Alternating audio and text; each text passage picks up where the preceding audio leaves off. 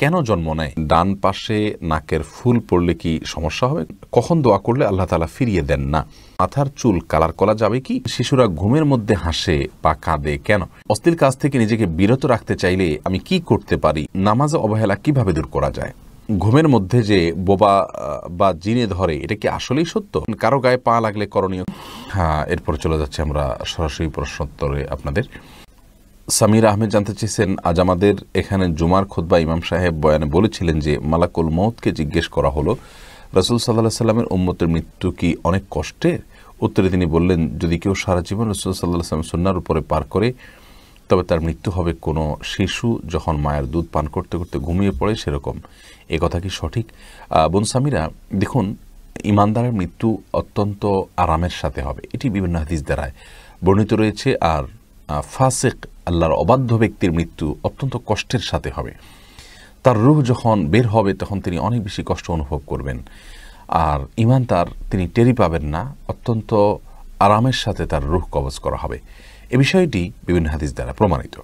এরপরে রুবাইয়া রোমানা, আপনি জানতে চেয়েছেন ডান পাশে নাকের ফুল পড়লে কি সমস্যা হবে? কোনো অসুবিধা নেই। ডান পাশে বাম পাশে আপনি নাকের ফুল কোন পাশে পড়বেন এটা সম্পূর্ণ আপনার ব্যাপার, কোনো অসুবিধা নেই। তবে যদি ডান বাম দুইটাতেই ব্যবহার করার মতো অপশন থাকবে তাহলে সেক্ষেত্রে ডানকে আল্লাহ তাআলা পছন্দ করেন, আগে ডান দিয়ে শুরু করাটাকে আল্লাহ তাআলা পছন্দ করেন। সুমাইয়া হাসান জানতে চেয়েছেন, কখন দোয়া করলে আল্লাহ তাআলা ফিরিয়ে দেন না? বোন সুমাইয়া, দোয়ার সম্পর্কে আমাদের একটা বিস্তারিত ভিডিও আছে আমাদের পেজে, আপনি যদি সেটা দেখে নেন ইনশাআল্লাহ দোয়া সম্পর্কে আপনার বিস্তারিত ধারণা হয়ে যাবে। দোয়ার স্থান, কাল, পাত্র ও সময়, স্থান, কাল, পাত্র, এরকম একটা ভিডিও আমাদের ইউটিউব চ্যানেল আসুন্নাহ ফাউন্ডেশন নামে সেখানে আছে, আমাদের পেজে আছে, আপনি সেখানে সার্চ করলে পাবেন। অতএব দোয়ার কবুলের জন্য সবচেয়ে উত্তম সময় হলো সিজদার সময়টা। সিজদায় যখন যাবেন তখন, বিশেষ করে নফল নামাজে, এবং আপনি শেষ রাতের শেষ প্রহরে দোয়া করবেন, সেটা দোয়া কবুলের জন্য উত্তম সময়। এবং শুক্রবার সন্ধ্যার সময় দোয়া কবুলের জন্য উত্তম সময়। এমনি মনসুর আলী, আপনি জানতে চেয়েছেন মাথার চুল কালার করা যাবে কি? ভাই মনসুর, মাথার চুল এটা কালার করা যাবে। নবী সাল্লাল্লাহু আলাইহি সাল্লাম বলেছেন, যদি আমাদের চুল দাড়িগুলো সাদা হয়ে যায় তাহলে সেগুলোকে আমরা যেন ভিন্ন রঙে রূপান্তর করি, কিন্তু ওয়াজান্নিবু সাওয়াদ, তিনি আরও বলেছেন যে কালো কালার থেকে তোমরা বেঁচে থাকবে। তার মানে কালো ছাড়া অন্য যে কোনো রঙে রঙিন করতে পারেন, তবে যে রঙে রঙিন করবেন সেটা যেন ন্যাচারাল রং হয়, সেটা যেন আলাদা কোনো আবরণ সৃষ্টি না করে আমাদের চুল বা দাড়ির উপরে। এই বিষয়টি আমাদেরকে মূলত খেয়াল করতে হবে, ব্যাস, তাহলে সেক্ষেত্রে চলবে, অন্য কোনো আর বিষয় খেয়াল না করলেও চলবে।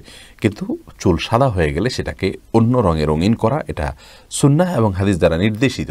ইয়াহুদিরা সাদা রেখে দেয়, আমাদেরকে এই জন্য মেহেদি বা এই জাতীয় কোনো কালার ব্যবহার করার নির্দেশনা ইসলাম দিয়েছে। এরপরে ইভা অপরাজিতা, এই আইডি থেকে আপনি জানতে চেয়েছেন, শিশুরা ঘুমের মধ্যে হাসে বা কাঁদে কেন?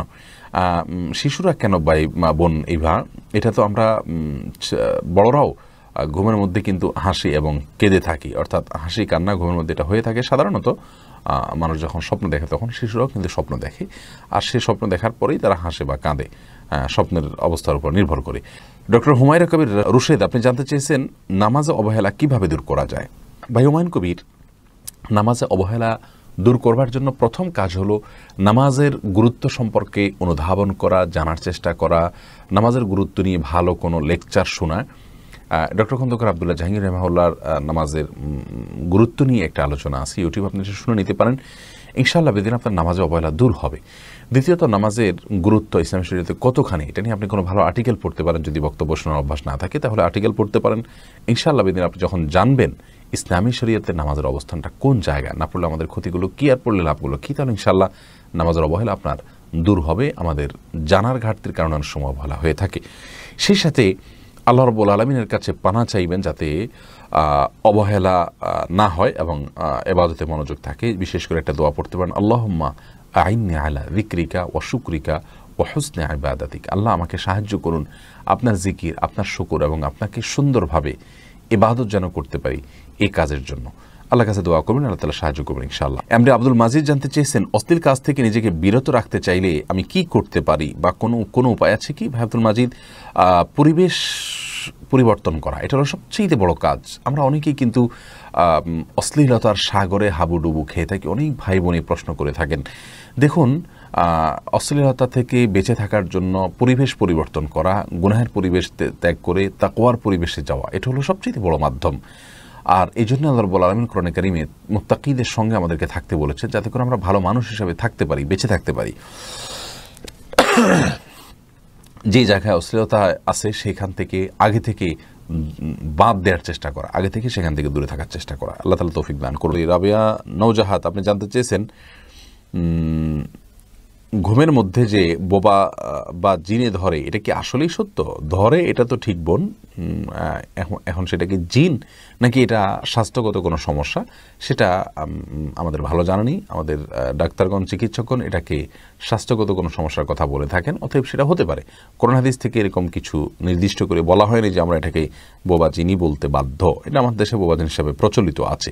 এরপরে সুমন, আমি জানতেছেন কারো গায়ে পা লাগলে করণীয় কি? ভাই সুমন, এটি যেহেতু আমাদের সমাজে দোষণীয় মনে করা হয়, ত্রুটির বিষয় মনে করা হয়, সেজন্য কারোর গায়ে যদি পাও লেগে থাকে তাহলে সেক্ষেত্রে ওই ব্যক্তিকে সম্মান করা উচিত, যাতে তার অসম্মান না হয়।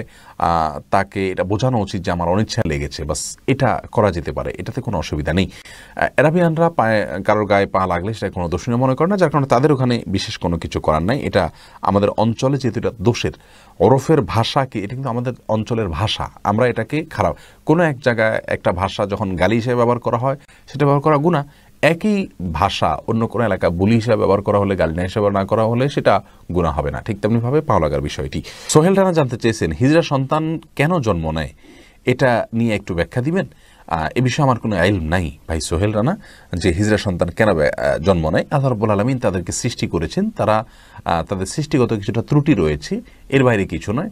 এটার কোনো বৈজ্ঞানিক গ্রহণযোগ্য ব্যাখ্যা আছে কিনা ইসলামী শরীয়ত দৃষ্টিকোণ থেকে আমার জানা নেই, বা ইসলামী শরীয়ত দৃষ্টিকোণ থেকেও এটার কোনো ব্যাখ্যা নির্দিষ্ট করে আলাদা আছে বলে আমার জানা নেই। সাইদুর রহমান শফিক জানতে চেয়েছেন বাবা মা যদি কোনো হারাম কাজ করতে বলেন, যদি তা পালন না করার কারণে তারা কষ্ট পায়, তাহলে কি আমার গুনাহ হবে? যেমন সুদের মতো কোনো কিছু, শ্বশুরবাড়ি থেকে টাকা চাওয়া। দেখুন, বাবা মা হারাম কাজ করতে বললে আপনি তো সেটা করবেনই না, না করার কারণে তারা যদি কষ্ট পান তার কারণে আপনার কোনো গুনাহ হবে না, কারণ লা তাআতা লিমাখলুকিন ফি মাসিয়াতিল খালিক, সৃষ্টিকর্তার অবাধ্য হয়ে কোনো সৃষ্টির বাধ্যগত হওয়া যাবে না। আর আল্লাহর বিধানকে মানতে গিয়ে যদি তারা নাখোশ হন, তাহলে তাদের সে নাখোশি, তাদের সে অসন্তুষ্টিটা অযৌক্তিক এবং সেটা অন্যায় অসন্তুষ্টি, যার কারণে তার দায়ভার আপনাকে বহন করতে হবে না। তবে হ্যাঁ, আপনার তরফ থেকে যেন তাদের সাথে কোনো প্রকার দুর্ব্যবহার বা আচরণগত খারাপ কোনো কিছু যেন প্রদর্শন করা না হয়, সেদিকটা খেয়াল করতে হবে। আতাউর রহমান, আপনি জানতে চেয়েছেন মাগরিবের নামাজের পরে কি কি আমল করা যায়। দেখুন, সন্ধ্যার আমলগুলো এগুলো আসরের পর থেকেই করা যায়, মাগরিবের পরে করতে পারেন। আমাদের একটি দোয়ার বই রাসূলুল্লাহ সাল্লাল্লাহু আলাইহি সাল্লামের সকাল ও সন্ধ্যার দোয়া ও জিকির নামে, এই বইটাতে আপনি সন্ধ্যার আমলগুলো পেয়ে যাবেন, সেগুলো আসরের পরে মাগরিবের পর যে কোনো সময় আপনি করতে পারেন। আর নির্দিষ্ট করে সূর্য ডোবার পরে কিছু আমলের কথা হাদিসে বলা আছে, সেগুলো আপনি মাগরিবের পরে করবেন, অতএব সেগুলোর পরিমাণ খুবই কম।